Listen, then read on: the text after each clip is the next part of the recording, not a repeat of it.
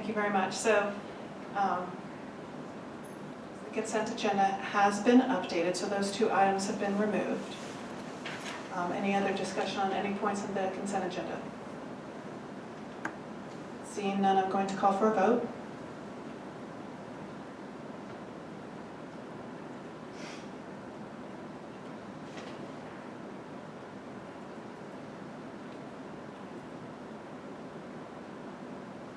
So the consent agenda passes with 4 votes yes, 1 abstain. And we will move on to the next, well, the next agenda item, were those 2 items put at the end of the action items? If I might ask the board, can we reorder the action items, given that Director D'Angelo has to catch a ferry? I'd like to propose that of the action items, and if you have to move this around in NSD, let me know, but if we can move up, first of all, the item 22, the superintendent contract, and then might have an item right after that to move as well.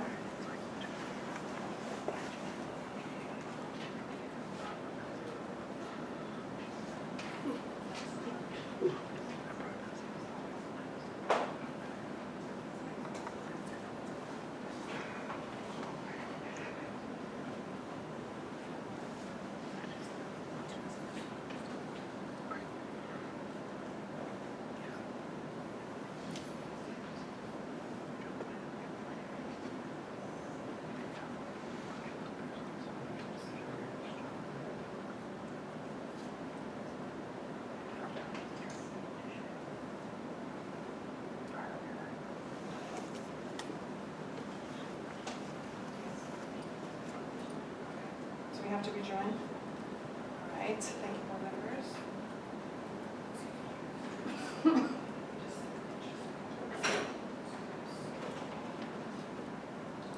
While we're discussing, okay, so thank you. Apologize, Cindy. No, well, no. I've never left a board meeting. So if we rejoin the meeting, the next item on the agenda, thank you everyone for your flexibility tonight, I appreciate this. Is to be, let's see here. Look at the agenda. Okay, so if you, so next item should be the superintendent contract. So would the board mind if we begin discussing this? Cindy helps us with the system. I move to accept the superintendent contract. Second. Any discussion by the board on the contract? No? So then, Cindy, you tell us when you're ready for a vote on the contract. Oh, there it is. Okay.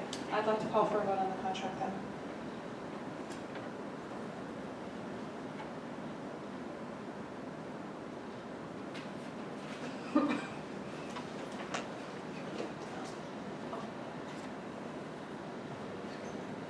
All right, and the contract passes unanimously.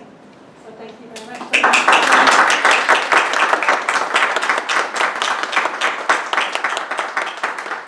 So next on the agenda is the administration of the oath of office for our next superintendent, Dr. Reed. And sorry, I don't know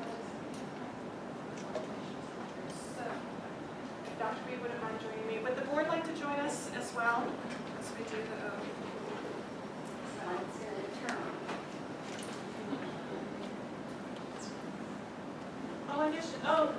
Okay, this is an action. Can we do a voice vote? Can I have a motion to administer the oath of office? So moved. So moved. Second. Second. All in favor? Aye. Aye.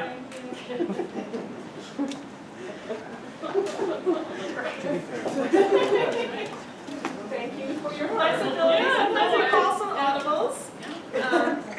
So I am going to go phrase by phrase. First of all, thank you for this. So here we go. So this is the oath of office for the benefit of the audience from the Superintendent of Public Instruction in the state of Washington. So I, Dr. Reed. Oh yes, well, it was. Thank you very much. Michelle Reed, do solemnly swear do solemnly swear that I will support the Constitution of the United States that I will support the Constitution of the United States and the state of Washington, and the state of Washington, and will faithfully perform the duties and will faithfully perform the duties of superintendent of superintendent of North Shore School District number 417 of North Shore School District number 417 in the county of King, in the county of King, state of Washington, state of Washington, according to the best of my ability. according to the best of my ability.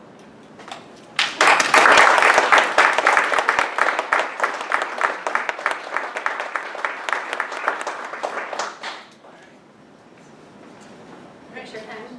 Oh, picture time. Oh, you know what, let me put the clipboard down. And let's center, you have to center. We on have our to center logo. on We the center. do this all the time. Pretty good at this.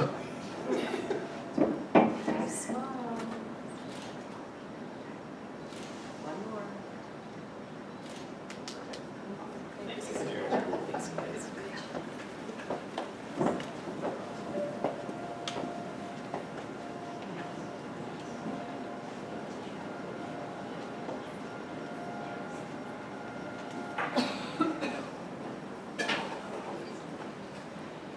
Thank you very much, everyone. So there's one last reorganization we've done. We've moved to the top of the action items, the discussion about the Bear Creek donation. Since I asked that, that was Yeah. removed. Amberly asked that we be able to discuss it before she has to leave. So I'm just going to double check. Who's next? Maybe while you're doing that, I can ask Caroline another question, if you know, I'm not sure. Who decides how much that teacher gets paid that they bring in? And is it like someone that's certified, or do you guys know? Like, how does it? The hiring process? Is that what you're asking about? Is it just, do they follow the? Yeah, the answer is yes. I'm doing this from memory because I don't Yeah, remember it's okay. the staffing, It's okay. so it was been a few years since I have. Bear Creek used to pay a teacher a certificated hourly rate. Sunrise actually had somebody on a certificated contract, so they got paid off the certificated salary schedule. Because I think it's $60,000 for the, science coordinator and school assistant support. Okay, so the school assistant is like an admin or? No, that's a position in the NSD bargaining unit. It's a Oh. school support position. I'd have to get specific information. I Okay, can get you it's that if fine. you want. That's fine. Okay. So I'm going to back up a little bit now that my brain is operating in a straight line again. Being that this is an action item, before we discuss, we officially should have a motion to approve. So moved. Do we have a second? Second. Thank you very much. So again, back to discussion. I'm sorry, if you could pull up the policy 7260, because it has the criteria that the board will use when determining the appropriateness of accepting contributed funds. And we are required when there is a contribution of 10,000 or more.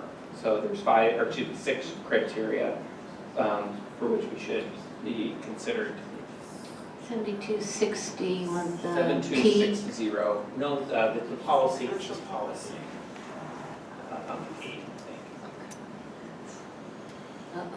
So while we're getting that up, and Deputy Superintendent O'Keefe is correct that we did have a very robust conversation about this the last time we discussed this policy. And if you remember when you brought this up the last time, I suggested that we revisit that policy at that time. I think we've had a few things going on since then. But I absolutely agree that it is worth looking at that policy again and having a conversation. It's more nuanced than I think it appears at first blush, and that, Are we getting it up, right? yeah, that the conversation, I'll just say, is not as simple as it may appear. And I think that's how we all ended up as a board with the policy that we have today. But it's definitely worth looking at that. Again, I personally think that to not approve this at this time is very detrimental to the plans that have been made at Bear Creek, and not in agreement with the policy that we have provided to schools and their PTAs and auctions, and letting them know how we will be operating as a board. I think if we have a conversation and change the policy going forward, then that would be appropriate. But our PTAs are relying on this policy and making decisions as a result. And just add to that, I think this is for PTA, would be for a corporation, for this particular group. And I think since I'll actually concur with Director Hayes, that since this was the policy that the fundraising entity used during their period of fundraising and that the school has used in their planning, I think for this particular gift, it would be appropriate to accept it. I think it matches the criteria. And I think given our equity work in other reasons, it's worthwhile to reopen it, but I'll be voting in favor of it. So I thank you for pulling the policy up. I do remember that, and I think, like you said, it's not clear in a lot of areas. I have a hard time, I guess, with, like I said at the last time that we discussed this, hiring a science teacher for one school and not having that available at another school, especially our schools where, you know, the board on a regular basis, we talk about the achievement gap and we see these numbers regularly. And I mean, it honestly, not to be emotional, but it almost brings me to tears that we talk about this over and over and over again, and then I see this, you know, and I don't see that we're doing these same things at our other schools. And it's becoming more and more difficult to swallow. And I know that this PTA has no malintent. They're trying to do the best for their kids. Like, I would hope that our PTA, Carrie is out at my school, that, you know, we would do the best for, you know, my daughter at our school. But there is an inequity, and I want to make sure that this doesn't get overlooked for another year. I will say that I wouldn't vote for this again next year, so anybody out there, Carrie, let your PTAs know for the teacher. I personally can't do that again. I'm going to vote yes right now because of the reasons that you guys have let me know, and I think that that's fair. But I won't be able to do this again until we can talk about that. So let's not let it slide. And I know we haven't let it slide, but get on top of it and see how we can be equitable to the rest of our schools. Sounds good. Any other discussion? All right, I'm going to call for a vote then. Thank you. And thanks for rearranging it.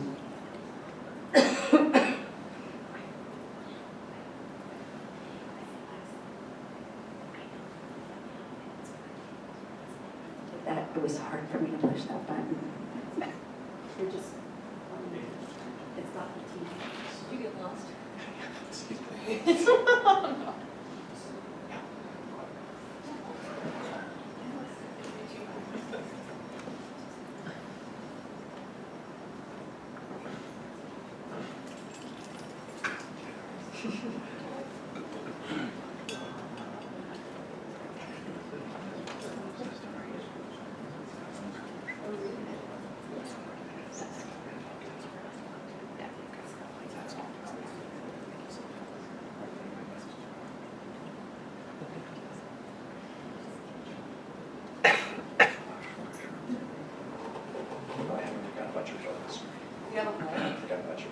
You guys are just stalling so that We have 29 more minutes. Okay.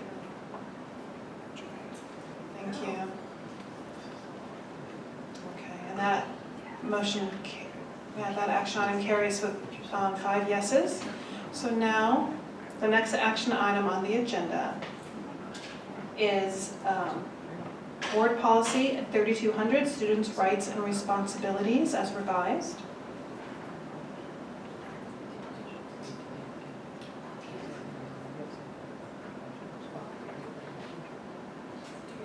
Do you want to discuss do you want us to rearrange again and have the memorandum of understanding for Dr. Mead's agenda? That's a good suggestion, thank you very much. So revision again, thank you. So we are going to next discuss, this is the memorandum of understanding with the South Kitsap School District regarding the superintendent transition. This It's is an action item. Yeah. This is an action item, just a little bit of information, just an agreement between North Shore and South Kitsap in terms of Dr. Weed's time in July and how that will play out. It's a simple MOU, but something we have to take action on. So is there a motion to approve? Moved. Second. Okay, any discussion from the board? The only question is, I don't see the attached calendar. The agreement refers to an attached calendar, and there was no calendar It was not attached. attached. Oh, we have those dates, so we could get it. It has a paper, okay. Would you like to, it's approximately 3 days to 2 days. Do you want the actual days? The number's fine for me. Dates. I don't need the actual dates, I mean, I will eventually, but I don't need it to approve the item, I knew it was worked out, but I just would like to see it, yeah. Okay, okay, we can get that information out, that's no problem. Any other questions or discussion? Thank you to South Kitsap. Yes, Honestly, thank you, it's really quite a, and I've heard from you that your conversations with the board president and with your board, Dr. Reed, we are very, very thankful for them in assisting in a smooth transition. And so please express that to all the colleagues that you have there. I'm going to call for a vote. That item is approved unanimously as well. So, I believe the next item on the agenda, right, it's board policy number 3200, students' rights and responsibilities as revised. This is a second reading of the policy. As such, it's an action item, so do I have a motion to approve? So moved. Second. Okay, any questions, discussions from the board? I'll just say again, thank you so much to Dr. Bigelow and all of the members of the task force or committee that rewrote this. This is an amazing piece of work, and I'm looking forward to seeing it in action over the next year. I know, forewarning, there will be hiccups, but I think it's well worth.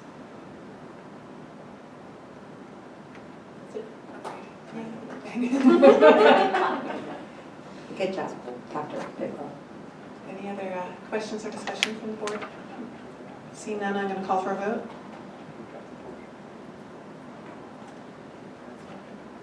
Passes unanimously.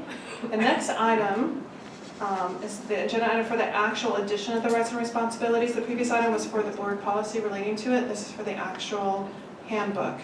As an action item and a second reading, is there a motion to approve? So moved. Any second? Second. Any questions, discussion? Again, a fine piece of work for everyone who helped out on this. It's nice to bring it up to reflecting on PBIS work. It's really, really nice. Seeing none, I'm going to call for a vote.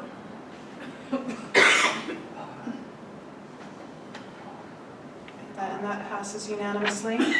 Next item on the agenda is another action item. This is second reading of board policies number 8361, use of district-owned equipment and instructional materials, and 8410, records management and retention.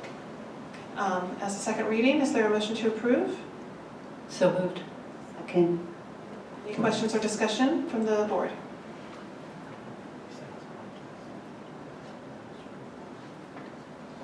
Seeing none, I'm going to call for a vote.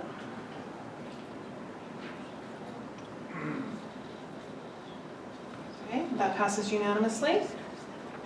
Next up on the agenda, Board Policy 8500, assistance in providing of certain goods and services to students and patrons. This is a second reading. Is there a motion to approve? So moved. Second. Any discussion or questions? Seeing none, I'm going to call for a vote.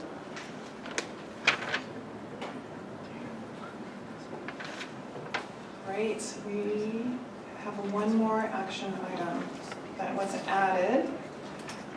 Okay, so we discussed the donation to Bear Creek. Out of order. The next one is the other item pulled off the Boeing.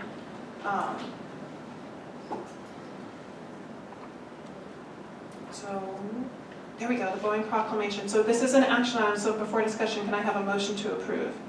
So moved. Any second? And Thank you. Okay, so any more continued discussion about the proclamation? Any other thoughts? Yeah, I think it really matters, and I haven't had a chance to get my head around all the numbers and all the items, but I just think we are a substantial district. Boeing is a substantial company, and I really think that this is an opportunity to participate in a very important and difficult discussion about the funding of education in our state. And so I think I'm happy to move forward with this at a later date, but I just don't think,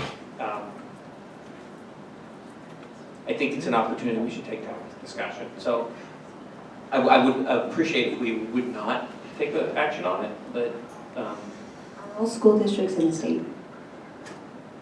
It's my understanding they've asked all school districts, I don't know if you've heard it very well. Does it matter either way, really? I mean, I'm sorry, does it matter if we don't do it? I guess, It's symbolic, and they specifically requested us to.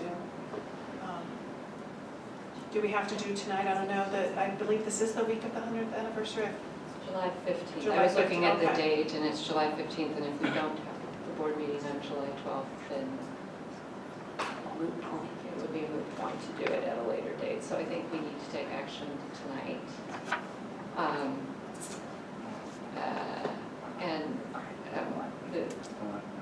There's probably, I can't believe I'm going to do this, but all right, there's probably no one that twitched more that our state legislature was able to have an emergency session to provide tax breaks for Boeing, but can't do it for education. And so I appreciate the frustration and concerns that were expressed by Director Smith. There's a reason why Boeing is called the 800-pound gorilla in the state legislature, and I don't see the North Shore School District refusing to sign this proclamation as having any impact on either Boeing's practices or, quite frankly, the state legislatures. And it could have negative repercussions. They are a matching donor for our PTAs. They do provide services. Our composites program receives benefits from the Water Center. It is providing jobs to our students. I'd hate to see us jeopardize that relationship. I think there are more effective ways to make the same point that we do not appreciate benefactors from our state not contributing to the education system. I think there are other ways they're more effective in doing that than refusing to support a pretty toothless proclamation, quite frankly. So, nobody sees it but the people in this audience, right? well, we'll sign it. We'll sign it, and I think for the one district that doesn't, Back to my One thing I'd like to add is I do think that, the question is, with respect to Boeing state taxes, they're probably paying the taxes that are required by law. So I do think it's a separate question as to how much tax they pay and where those taxes are applied for state education. So I think that, it's a valid question as to how we're funding public education in the state. I don't think they're breaking the law in what they're currently doing. So I suspect the question is not so much their choice as maybe other legislators' choice as to how we decide to tax our industry in the state and what to do with the money and how to pay for education. I hear what you're saying, Ken, I do. I don't know what the direct impact is, though, Whereas the other subjects we talk about did have a direct impact, right? So, plus, we should be making proclamations for a lot of companies that do give to education. I guess I don't have an opinion one way or the together about it. So I don't hear majority consensus is actually contradictory, but a majority opinion that we should defer the vote until a later meeting. So that being said, go ahead. And I know in terms of Robert's rules, you don't necessarily want to ask this question to a person, but to talk about the, I would be interested in the other ways that are more effective as a discussion, but I don't want to sidetrack too much. I think Director D'Angelo brings up an interesting point about whether or not we should do proclamations when we're in town. What does that really mean? And do we put our thing by, is this ceremonial? I think it does make a difference. And so there's probably more to have this conversation.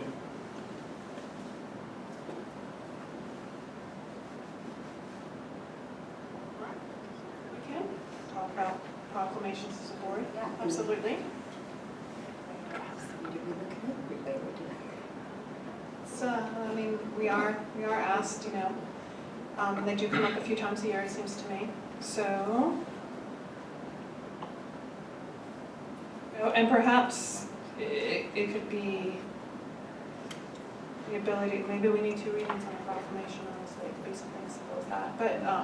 But we can have sign it, them. not tonight, I'm not saying tonight, I'm talking about going forward. Maybe we should have a proclamation on proclamations. Because humor is one of the things we said we were going to do. I think we should call the question. I was trying to get I've ever Stevie to seen Sandy crack up like that. Thank you very much. Okay, I am happy to call for a vote on this. All right, I'm going to call for a vote. Thank you very much. Board could vote.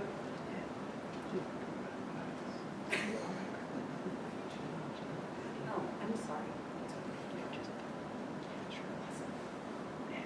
All right, so that item passes 4-1. That, unless I'm really, that concludes the action items. Thank you very much, everyone. I was trying to track mentally and on the system as well. So that concludes action items. Next items on the agenda are information items. The first one is the 2016-17 budget development process regarding certified staffing. As an information item, this is the opportunity for the board to ask questions or discuss. Does the board have any questions or wish to discuss?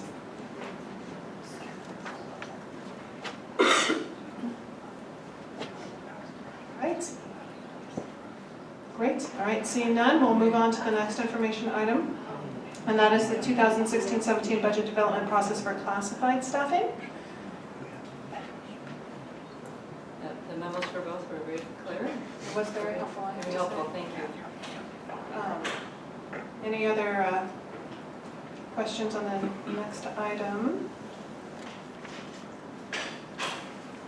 No? Seeing none? All right. So we will move on down the agenda. The next is policy review. The first reading of board policy number 8200, food services, 8210, surplus commodities, 8220, free and reduced meals. Minor revisions to 2 out of 3, and just a simple reaffirmation to the 3rd. Any questions as this is the first reading for board? On the board? All right. Seeing none, we'll move on to the next. I'm sorry. Oh, okay. The free and reduced meals. So the policy says, it's very short, the district will provide free and reduced meals according to the terms of the National School Lunch, School Voucher Program, laws, rules, regulations of the state. So we're following the state and the federal programs. District will inform parents of the eligibility standards. Reasonable efforts shall be made to protect identity, and a parent has the right to appeal any decision.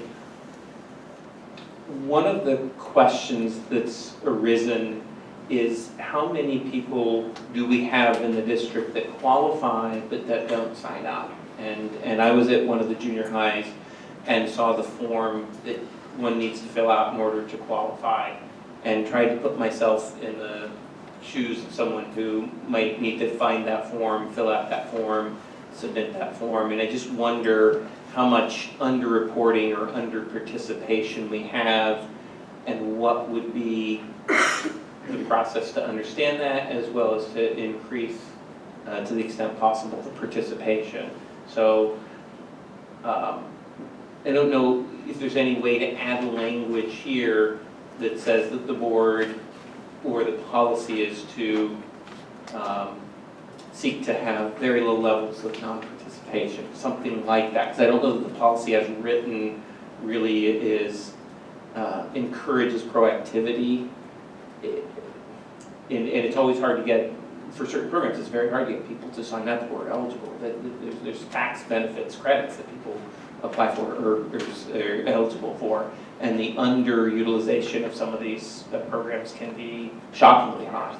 And so, and there's reasons in our district why we could have a fairly high underutilization ratio. So I don't know how to get that in here, or is there other better mechanisms to do that? And the form is not, it's going to be a barrier for some people. So I don't know what we do procedurally, I guess. Yeah, thank you. Yeah, understanding more about the process would be helpful. Hi, I'm Linda Howell, and I'll see if I can answer some of the questions about the free and reduced application. Is actually one that we receive from our OSPI office. We need to stay with that format. So we have the application online now. It's that people can fill it out online, and it comes directly to our office. We also have paper applications in all of the school, all the school offices.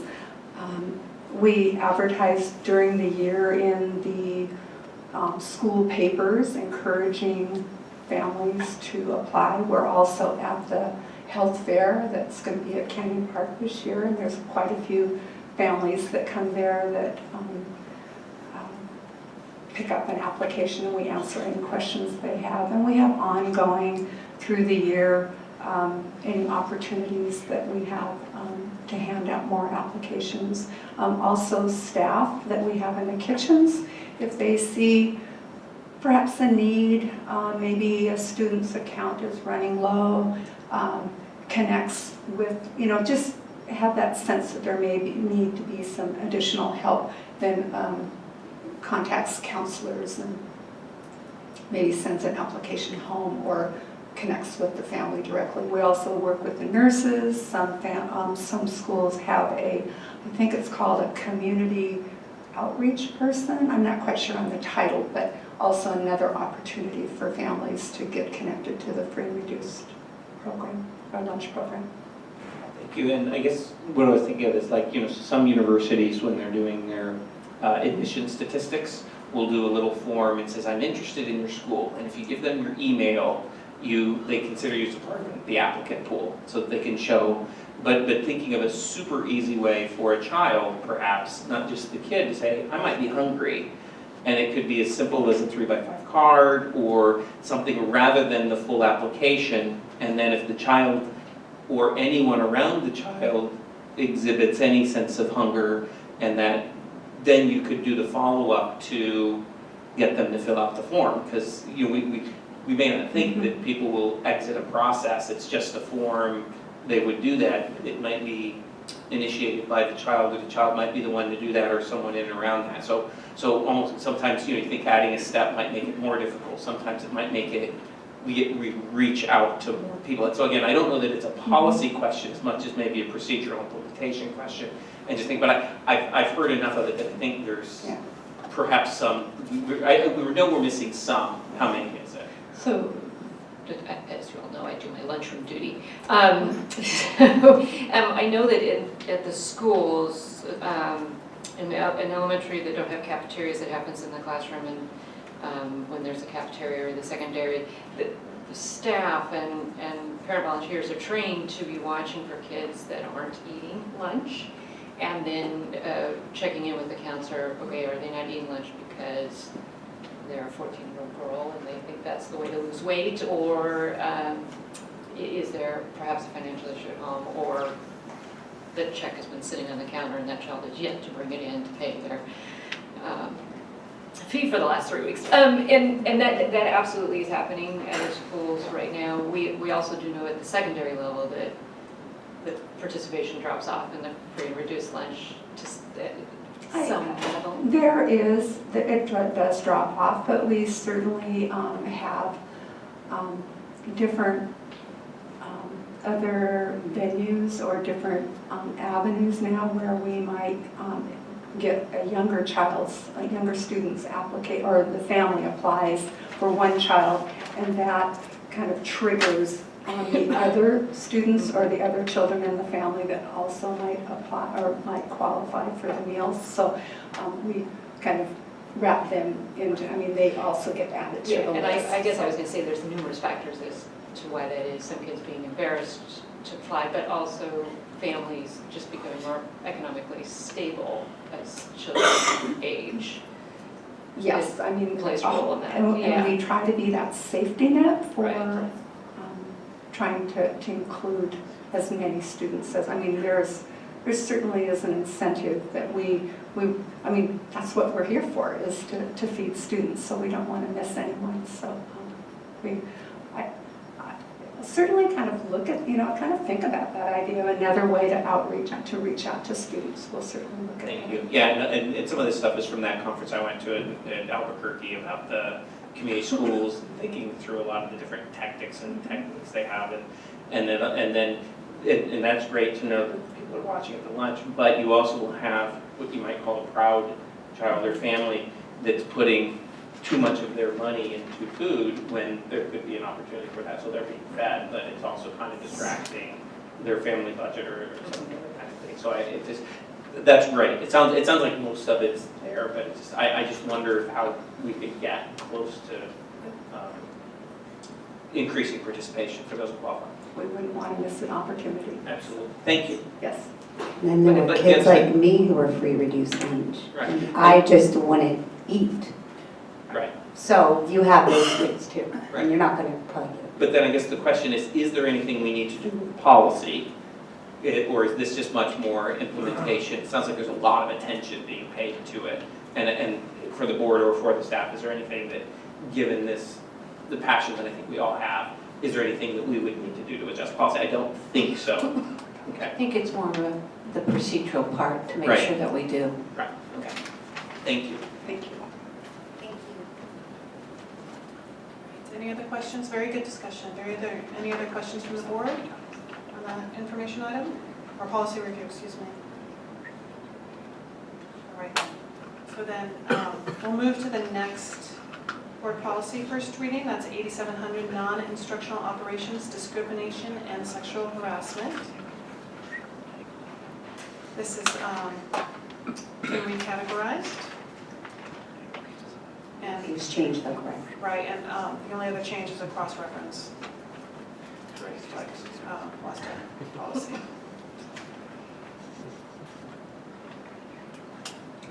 Board members a chance to take a peek. Any questions?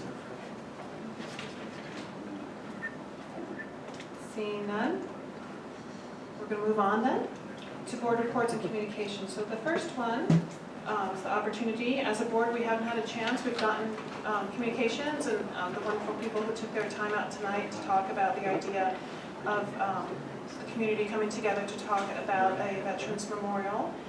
I want to give the board an opportunity to discuss it. First of all, I also wanted to throw out an idea. This is for board discussion. If there's a board member that perhaps would like to volunteer to be a liaison, I think perhaps having someone who might be able to perhaps take the lead for the board, and interact as the questions are processed and then bring information and questions back. Just something I want to throw out as an idea, but do board members have any ideas or thoughts or inclinations? I guess I think that it's appropriate that we have one for all former students of the North Shore School District. I'm freaking out over the adding a name a year to each school. I hate for us to be at that point that we need it at that level. I'd like to assume that we're done, but certainly that probably is not the case. There seems to be some contention over renaming the stadium, and bit uncomfortable that it being so Bothell focused. I think that we probably need to, if it's going to be more of a community than as just being driven by the North Shore School District, then we need to loop in the cities of Kenmore and Woodinville as well before we put something in the city of Bothell and call it the North Shore Memorial.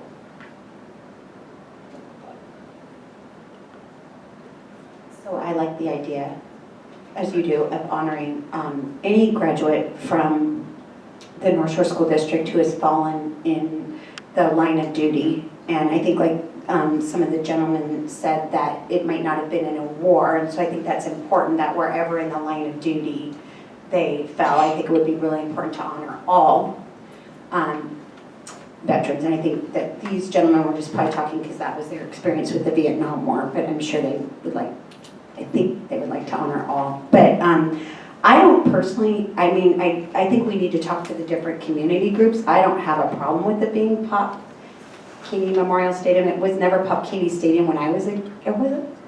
I think maybe it was when I was a kid, yeah. I'm trying to think if I went through that name change. I might have.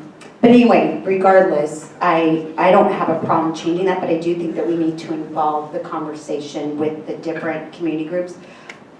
Personally, I think it would be great if North Shore School District took it upon ourselves and had a memorial. I don't know why we would have to involve, I mean, it's our schools. If it's going to be a memorial citywide, then that might be people outside of our schools. And I think what I heard is that the gentleman wanted to offer to acknowledge and honor the people that went to school within our school district. That's what I heard. And so I think it would be wonderful to have some type of memorial, however it ends up, whether, you know, it's a couple of the ideas were thrown out on the wall, you know, at Pop Keeney or St. Pop Keeney Memorial Stadium, whatever. I think it would be a great idea to keep it contained within the North Shore School District for the purpose of just honoring from our 3 high schools. Yeah, because that is an interesting question. This is why I was thinking perhaps a board liaison might be helpful, because I mean, there are, I'm sure, residents of Bothell, Kenmore, Woodinville who perhaps went to private school or other schools, perhaps were an employee. I don't, you know, in terms of getting a description of exactly who the memorial is for would be helpful in terms of understanding the school district's role and also the placing of it as well. So, I mean, I'm definitely in favor of honoring our fallen veterans. I just want to make sure we do our job as school board directors and understanding the scope of it, making sure we understand all the parameters. But that's just, you know, discussions to be had, and then bring it, at that point, that's when it would be appropriate for the board to really weigh in one way or the other. Why don't I be the liaison, since, unless David, because I think you would be a really good liaison. Thank you for that compliment, but right now I think I've got a lot going on. I think maybe I'm going to pass on taking on another. Or maybe Ken wants thing to. right now. Okay, I second the nomination of Kimberly. I'll be the liaison because I think we can get this done. The question I would want to ask for clarification from the community, is this something to honor all of our service members, or is this something to honor the fallen service members, like that, to understand that clarification? And I think that would be the, and I think I think of the wall of honor and the sustainability as making sure that as a liaison, we're just helping the community members, bringing this forward, get clarity as to who it is for and the reach of it and funding. Well, and it's an important, Location. yeah, like how it will be maintained going forward. Right. We're not still on the board, so it's an important question. Right. And also the question of Pop Keeney Memorial Stadium, so that's still, that doesn't cost any money except maybe to change the signs. So that probably needs to be hammered out too, because there were some opposing sides. But Different proposals out there. I'm happy to speak to that.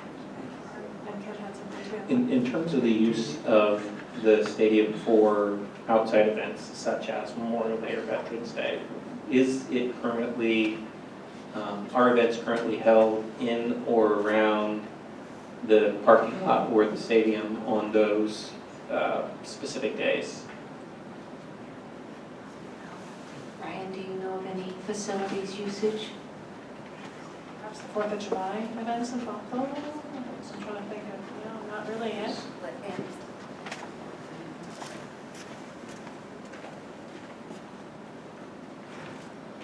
I do not know any of the events that are currently happening, but I think one of the things that we typically do is work closely with all of our partners. So if there's an event that is scheduled, whatever the event may be, usually contact our offices and then we'll sort of coordinate with them on the event. And so I guess what I would add is my dad is a Marine. You never say we're a Marine. And especially as we think about the generational divides and various communities where service members tend to come from. And sadly, in the current era, they don't come from communities like North Shore in large number. And I think understanding our history as a country and as an area, I think there's a lot of educational benefits from having some form of memorial, having some form of curriculum around the role that members from our community have played and what has happened in our country and in other countries.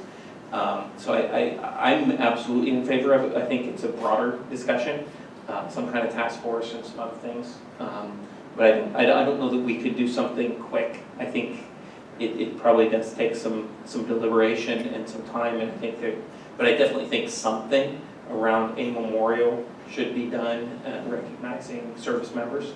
But I'm not exactly sure how, where, when, and that. But so I wouldn't want it to not get done, but also would want to have a thoughtful process and a reasonable time expectation. Is that 18 months? Is that 2 years? Does it really take that long to talk to people, especially doing anything with fundraising and a piece of art? And thinking also of the curriculum impact. So my sense is it's to do it well and sustainable is in the months, if not several months, to do it. But it's something I would be in favor of moving forward. And then I'm not sure if the school district does it individually or as a partner, and is there some other group that kind of is the lead partner on that. So I think there's more questions and answers, but I'm generally in favor of it moving forward. My preference would be that even from a naming perspective, that we call it a memorial, service member memorial, and whether or not it's at Popkini, or whether it's in that area, or whether it's someplace else in the district. I think it's a great idea, but I think you also have to tug and pull and get a lot of feedback on it. So I would absolutely be in a service member memorial somewhere in and around the district, with Popkini being one of the possible locations for that. I have to leave now, so you guys can continue the discussion, but I will connect with the different groups, at least by the end. I'm gone for a couple of weeks, but I will connect with the groups. You guys can reach out to Cindy and get my contact information. Yeah, and we have the emails of the folks who spoke tonight, so. Then you can do that. Yeah, absolutely, absolutely. Thank you, but you guys can still discuss it. Have a great I vacation. apologize for leaving. I know, go get your clearing. Okay, so any other discussion around that? Board members are good? But I just want to thank Carl for bringing the idea and bringing support. I think it's fabulous, and thank you for doing it. I think it's a great idea for the community. I also just wanted to comment, I like the idea of including some kind of educational component as well, if that's appropriate. Thank you, Mr. Thank you to the board for having that discussion. I'm going to move this along. Next item on the agenda is the new business. Any items that would like to? I've got one, I think, for now. I know that we're planning to do some budget work in an upcoming meeting, and we'll talk about that. But the new health education, I'm trying to think of exactly what the name of it is. The Health and Physical Education Standards, kindergarten through 12th grade document that was adopted in 2016 and has generated some conversation. We had individuals here earlier as well as at last meeting, and I was at the festivities downtown on Sunday, related to Pride Fest. And I'm also a member of a faith community. And I think that to be responsive and careful with our community, we need to have conversations that really seek to understand that document, understand when, where, and how the board and the staff would be moving forward with all forms of LGBTQ, gender inclusion, gender expression, the training in that, and their concerns about it. I think they're very valid concerns from many people who come from a values or faith perspective, and I think we need to be very responsive and respectful of that. And then there's also, this document is exceptionally well put together by experts across a wide range, and then the district has a fair amount of discretion in terms of how we would move forward with that. So I think it's a delicate and important issue, and so I just want to make sure that that's on the board's radar, and doing that in the appropriate time process and inclusion process, because I think it's really important. I think we can do it really well, but I think there's also a lot of stakeholders we have to listen to and understand and appreciate, and so I don't know how that is at a board level, or if we're in kind of the waiting phase from the administration and say, here's the way we're looking at that document and the other kinds of steps we take, but just being very careful and thoughtful for everyone in our community. So the curriculum, CMAC, Curriculum Management Committee, that's, I'm sure are taking the summer off. That would I be am my sure guess. they are. I'm sure they are. So in terms of when, it's my understanding that they would pick up in the fall and begin to study Start their similar meetings in issues. September. I would think that our Director of K-12 Curriculum and Instruction, OB, would be picking this up. And we'd be working with him. Heather and Dave and I would be working together. Becky? So perhaps start with an update first in terms of how the administration is looking to, Game there's plan? several new, in my understanding, there's several new points within that document. And that the one that you're referencing is not one of the legally required points, so we have discretion as a district in terms of how we want to do it. So in terms of board involvement. What a board briefing. Yeah, board briefing, and I think the game plan, I think that's what would really be responsive to the community and the concerns that have already been raised from several different sides and I think they're really valid concerns and really being, but I think a game plan and the timing and when and how that would be. Look to August, probably. I think you're having your last board briefing July 1st, right? Yeah, yeah, that's fine, just to keep it on that. Okay. I think game plan's a great idea. Thank you. About the proclamation, have a proclamation. Let's get that on. Any other new, notice me skipping over, any other new business items from our board?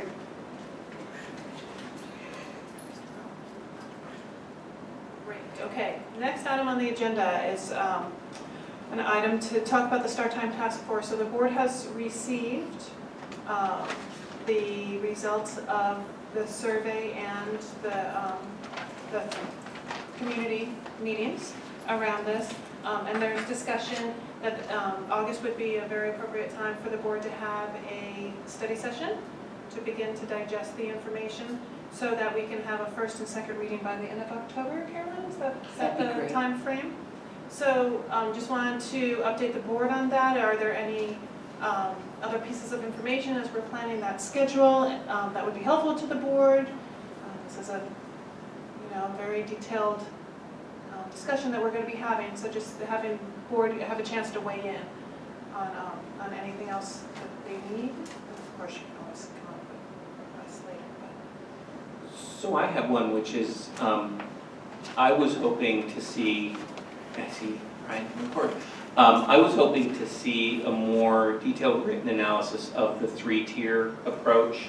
I have, and I tried to send it, that it didn't, I don't think the link came through to the board. That the research now, I think there's a new study on middle school ages and showing pretty much the same significant effects. We would expect that in early adolescence, and adolescence happens earlier. So maybe 10 years ago, 6, 7, and 8 wouldn't have been facing these issues.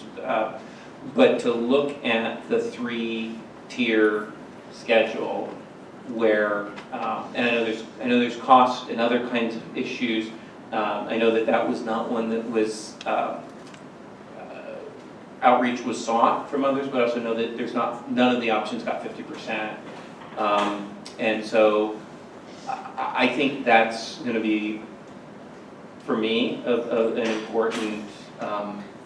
important part of the discussion. So can I just clarify what you're asking? You're asking us Sure. to go back to the task force to...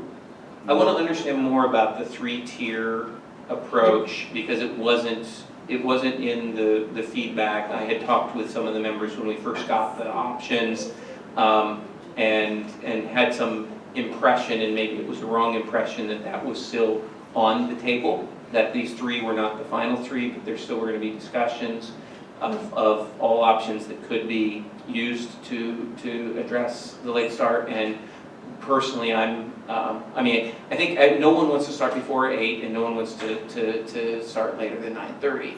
And logistically, it seems like the only way to do that is if you have 3 tiers, and then there's other logistical problems with 3 tiers. I fully appreciate that, but that wasn't in the options that were shared with the community. But I believe there are options that have been talked about in the task force, and so that's where I'm at. Is I want to see that 3-tier reason, because I still think from a pedagogical and from a public health perspective, that might be the most appropriate approach. So I want to remind the board that actually the task force looked at 28 different options. And in those 28 options, there were many different 3-tier options. So I think that was some of the options that came out that was vetted through the task force. I think what the task force decided, based on the information that was gathered through various surveys, as well as sort of our study session, they felt that the 3-tier option was not a viable option that would be affordable, I think, based on what they looked at. So that's why I think what you saw was the final 3 options that went out in the survey. Now, all of the task force members had an opportunity to vote on these options. And remember, I think when we came to the study session, we brought 12, I believe, options, sort of vetted that down to 6 options, and then vetted that down one more time to 3 options. So the 3-tier options, I think from a task force, they felt like this wasn't a viable option for them as a task force. On the cost. And my understanding is that we were asked as a board about the cost, and that my understanding of the cost is that it's not, that the 3-tier option is not outside the parameter of the cost. And so that's I guess, that's where I want to see that information at the detail level. And I think starting that conversation now is better than starting it, much later in the process. Okay, so let me just make sure I'm clear on what the action is. I believe we have a detailed analysis of our 13 options that we looked at. We did a deep dive from a cost perspective and an operational perspective. You're seeking that information? And I guess the number that I heard was that it costs $4 million to go to 3 tiers from 4 tiers. And that doesn't make sense to me if our current cost is $8 million, and that's essentially 100% reimbursed, maybe with a lag or whatever. And it doesn't make sense to me that moving the same number of students the same distance by going from 4 to 3 would increase your cost 50%. So it just, and that's where, and the board was consulting costs. I think we were comfortable with $2 million. I can't understand how a 3-tier option couldn't be done if the current cost is $8 million to go to 3 tiers for $2 million or less. And so that's where I'm not satisfied